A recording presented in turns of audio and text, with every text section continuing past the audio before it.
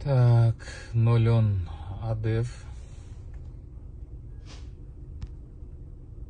Анан 010 люкс деп знакты көрдүңөр, только оң тарапты көздөй кыймыл деген турат.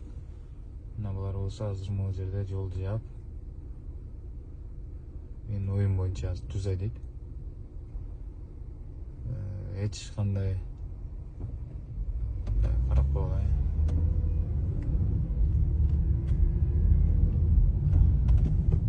Мына могуга мисалга келатканга тоскоол жаратты.